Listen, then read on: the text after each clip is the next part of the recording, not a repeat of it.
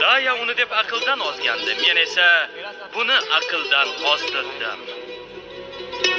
Uning orzusi bir kichkina oila qurish edi. Meni orzuim xalqaro uyushgan jinoiy to'dani ushlash edi. Qanday hadding sig'di? Bunga qanday jur'at qilding, qanday hadding sig'di? Qanday hadding sig'di? Qanday hadding meni hech qachon sevmaganmisan? Bir lahza ema. Men bilan gaplashganingda, taskin berganingda, to'shakda, quchog'imda birga bo'lganingda, men haqiqatda sevmaganmidim. Yo'q. Hech qachon. Men o'z vazifamni, burchimni bajarayotgandim. Nima bo'lganda ham menday politsiya ofitseri senday iflos, shirkach ayolni qanday sevishi mumkin? Buning ustiga Dayaga o'xshagan jinoyatchini qo'lidan o'tgan qiz bo'lsang. Lekin ming la'natlar bo'lsinki, xohlamasak-da ba'zida iflos ishlarni ham qilishga majbur bo'lamiz.